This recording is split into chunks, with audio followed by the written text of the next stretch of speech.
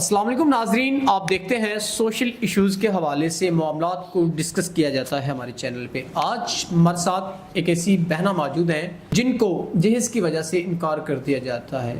پتہ نہیں کتنی بہنیں ایسی ہوں گی جن کو جہیز جیسی لعنت کی وجہ سے ان کے رشتے رہ جاتے ہیں۔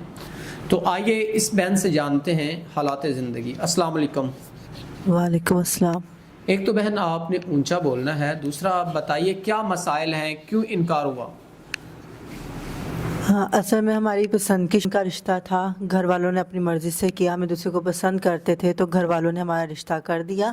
لیکن جب رشتہ ہوا، شادی کے قریب دن آئے تو جس سے میری منگنی ہوئی تھی تو ان کے گھر والے جو تھے، جیسے کہ ان کی بہن اور ان کی والدہ نے ہمارے منگیتر سے کہا کہ آپ وہاں سے جہیز کی ڈیمانڈ کریں۔ انہوں نے ہم سے کہا کہ آپ اپنے گھر والوں سے جہیز کا کہیں کہ وہ ہمیں سامان دیں۔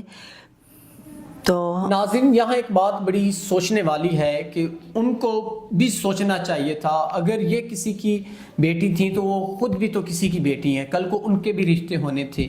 اگر وہ اس کو اپنی جگہ رکھ کے سوچتے تو شاید وہ ایسے الفاظ نہ کہتے۔ ہو سکتا ہے کل کو ان کے ساتھ بھی ایسا ہو جیسا انہوں نے ان کے ساتھ کیا کہ جہیز کی ڈیمانڈ کی کہ آپ جہیز دیں تو ہم نکاح کریں گے، ادروائز نہیں۔ غریب کی غربت ہمیشہ اس کی کمزوری رہی ہے اور اس کو دھتکار دیا جاتا ہے اس زمانے میں غربت کی وجہ سے۔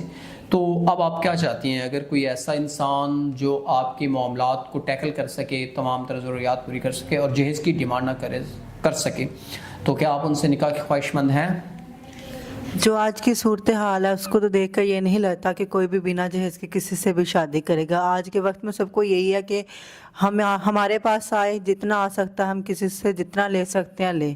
اگر واقعی ہمیں 20% بھی اگر کوئی ایسا ملتا ہے تو یس ہم کر لیں گے۔